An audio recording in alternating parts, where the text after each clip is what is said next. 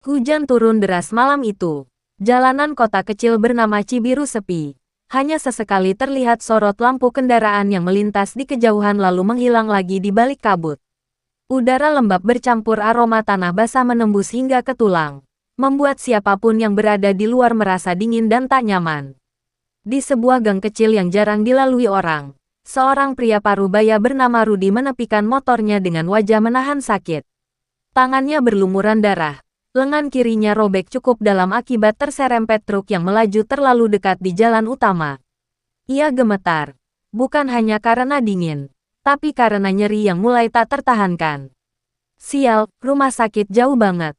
Gumamnya seraya menatap ponselnya yang kehilangan sinyal. Tak ada taksi online, tak ada ambulans yang bisa dihubungi. Di tengah kepanikan itu, matanya menangkap cahaya samar di kejauhan. Sebuah papan neon berkedip lemah bertuliskan, Klinik Sehat Sentosa 24 jam. Untung masih ada yang buka, bisiknya lega. Ia menyalakan motor lagi, pelan-pelan menuju sumber cahaya itu. Gang menuju klinik tampak sunyi dan basah. Lampu jalan di sana redup, sebagian mati, menyisakan bayangan panjang dari pepohonan yang bergoyang tertiup angin. Rudi menelan ludah. Ia tak pernah tahu ada klinik di wilayah itu sebelumnya. Padahal ia cukup sering melewati daerah situ. Tapi rasa sakit di lengannya memaksa logikanya diam. Yang penting bisa segera ditangani. Begitu sampai di depan klinik, Rudi sedikit heran. Bangunannya tampak tua tapi masih bersih. Dindingnya berwarna putih kusam. Dan di teras depan ada beberapa kursi plastik serta pot bunga yang tampak terawat. Di balik kaca bening, ia melihat resepsionis muda berseragam putih tersenyum ramah. Ia masuk. Dan bel pintu berdenting pelan. Selamat malam, Pak. Silakan duduk dulu. Lukanya lumayan parah ya. Suara resepsionis itu lembut. Tapi ada sesuatu yang ganjil dalam nada bicaranya. Terlalu tenang untuk malam sesepi itu. Rudi mengangguk lemah. Lalu duduk. Udara di dalam klinik terasa dingin. Lebih dingin dari udara luar. Di dinding tergantung jam bundar besar yang menunjuk pukul 0.47. Di bawahnya terpampang poster-poster kesehatan lama. Sebagian mulai menguning. Dari dalam ruangan terdengar suara langkah kaki dan dentingan logam seperti alat medis. Tak lama, seorang dokter wanita keluar. Ia berusia sekitar 30-an. Mengenakan jas putih bersih dengan senyum menenangkan. Pak Rudi. Ya, silakan ke ruang periksa. Rudi terkejut. Ia belum sempat menyebutkan namanya sama sekali. Namun lagi-lagi, rasa sakit mengalahkan rasa curiga. Ia mengikuti sang dokter masuk ke ruang periksa. Ruangan itu sederhana, meja, kursi, lampu gantung yang redup, dan bau antiseptik kuat yang membuat hidung perih. Dokter itu bekerja cepat dan teliti, menjahit luka Rudi dengan tangan dingin namun mantap. Sudah selesai, Bapak istirahat sebentar di sana. Nanti saya buatkan obatnya, katanya sambil menunjuk ke kursi dekat jendela. Rudi mengangguk. Matanya mulai berat karena lelah dan mungkin efek syok. Ia tak sadar kapan tertidur. Hanya samar mendengar suara hujan di luar yang semakin deras. Lalu tiba-tiba, suara itu hilang. Senyap, tak ada hujan, tak ada suara langkah, tak ada apapun. Ketika Rudi membuka matanya, cahaya matahari sudah menembus jendela. Ia menatap sekeliling dengan bingung. Ruang periksa yang semalam bersih kini tampak penuh debu. Dindingnya retak, meja berkarat, dan tirai jendela koyak tertiup angin. Dan di luar jendela, papan klinik yang semalam menyala kini tergantung miring. Huruf-hurufnya pudar dan penuh lumut. Tulisan samar di bawahnya membuat darahnya membeku. DITUTUP. Sejak 2003, Rudi berdiri terpaku cukup lama di depan ruangan itu. Jantungnya berdetak kencang, tenggorokannya kering. Ia yakin malam tadi tempat ini terang benderang. Ada dokter, ada perawat, ada resepsionis dengan senyum ramah. Bahkan ia masih bisa merasakan perban yang baru dipasang di lengannya. Tapi sekarang, semuanya tampak seperti bangunan mati. Ia melangkah perlahan keluar ruang periksa. Lantai koridornya penuh debu dan pecahan kaca. Kursi tunggu di luar sudah patah. Poster-poster kesehatan di dinding mengelupas seperti kulit tua. Di meja resepsionis, ada buku tamu yang sampulnya rusak. Rudi mendekat, membuka halaman pertama. Semua tulisan di situ sudah pudar. kecuali satu baris yang masih jelas terbaca. Terakhir buka, tanggal 12 Maret tahun 2003. Dokter bertugas, Dokter Sinta Ramadhani. Ia menelan ludah. 20 tahun lalu, tapi ia baru saja berbicara dengan seorang dokter bernama Sinta, semalam. Angin berhembus pelan, membawa bau apek bercampur amis. Rudy cepat-cepat keluar dari bangunan itu.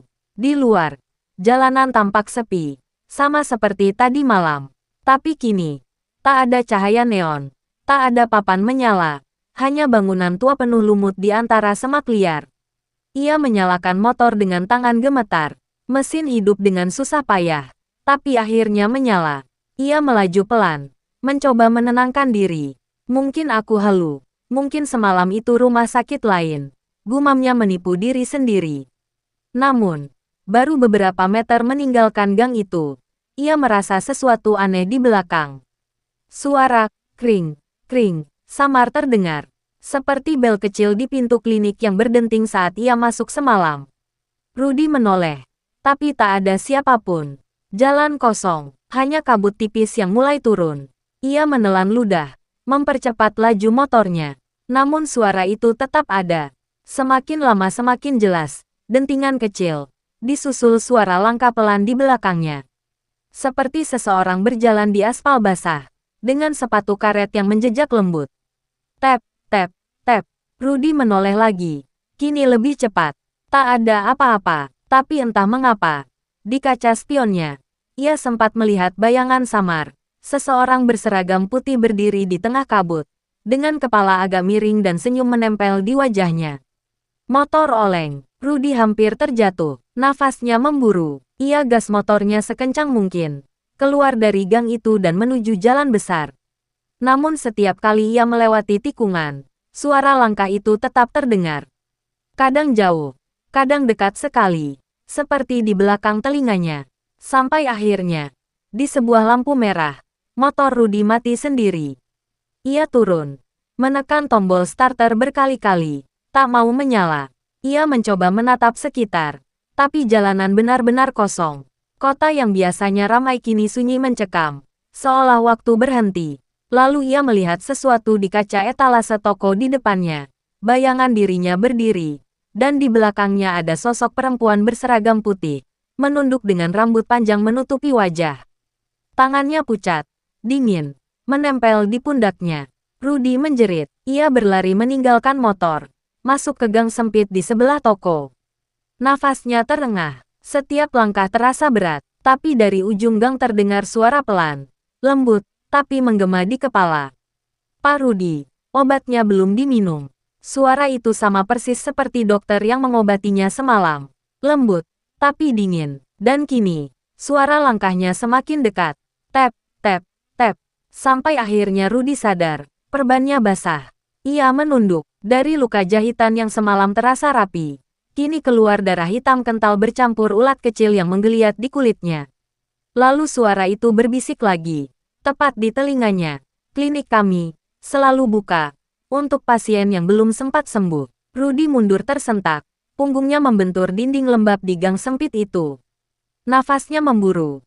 Matanya liar mencari jalan keluar. Tapi gang itu terasa berubah. Lebih panjang dari seharusnya. Lebih gelap. Dan udara di dalamnya tiba-tiba berbau obat antiseptik yang sangat menyengat. Ia menutup hidung.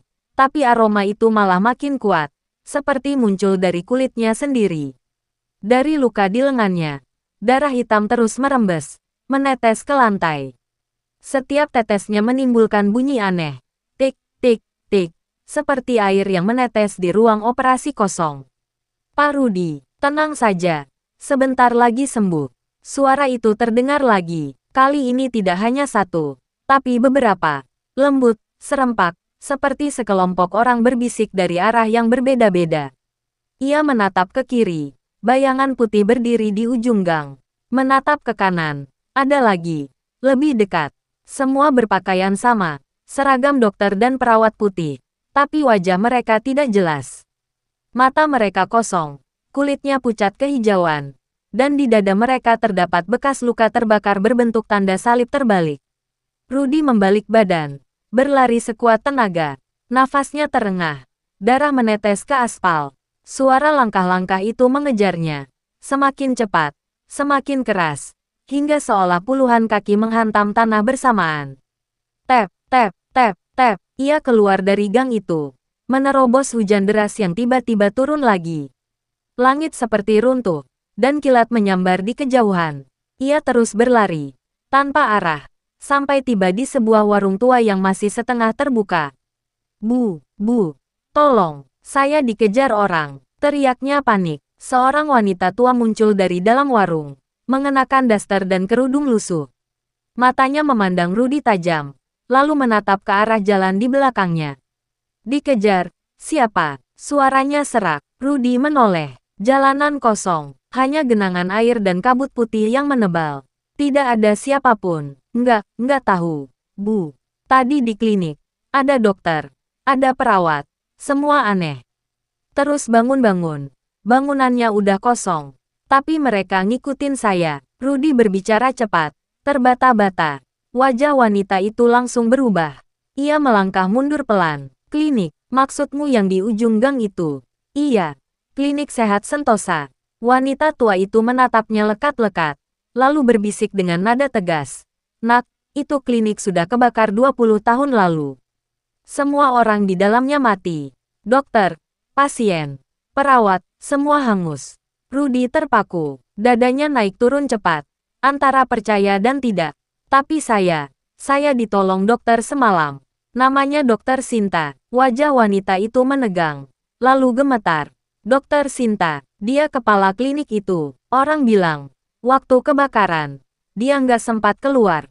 Tubuhnya ditemukan di ruang periksa. Masih memegang jarum suntik. Suasana mendadak senyap. Angin berhenti. Lampu warung berkelap-kelip seperti hendak mati. Rudy menelan ludah. Tubuhnya bergetar. Ia menunduk, menatap perban di lengannya lagi. Dan kali ini, di tengah bercak darah yang sudah kering, muncul bekas sidik jari kecil. Sidik jari terbakar berwarna kehitaman, seperti bekas sentuhan tangan yang hangus. Wanita tua itu mundur sambil beristighfar. Astagfirullah, nak, kamu harus pergi dari sini. Sekarang, jangan lewat gang itu lagi. Jangan pernah. Rudy ingin bertanya lagi. Tapi dari arah luar warung terdengar suara bel kecil berdenting pelan. Kring, kring, kring. Wanita itu langsung pucat pasi. Pergi. Sekarang, Rudy menoleh. Di tengah jalan basah yang kosong itu, berdiri sosok dokter perempuan berseragam putih. Basah kuyup, rambutnya menempel di wajah. Wajah yang sama, senyum yang sama, dan di tangannya, jarum suntik yang meneteskan cairan hitam pekat. Obatnya belum disuntik. Pak Rudy. Hujan berhenti, dunia terasa beku, dan di belakang dokter itu, perlahan muncul para perawat lain, satu persatu, dengan wajah hangus, mata kosong, membawa alat medis berkarat. Mereka melangkah pelan, menuju Rudy. Rudy berlari tanpa arah, menembus hujan yang kembali mengguyur deras. Petir menyambar di atas kepalanya, menerangi jalanan gelap yang kini terasa seperti lorong tak berujung. Di belakangnya, langkah-langkah itu terus terdengar, puluhan, mungkin ratusan, disertai bunyi logam bergesekan dan deru napas berat yang tak manusiawi.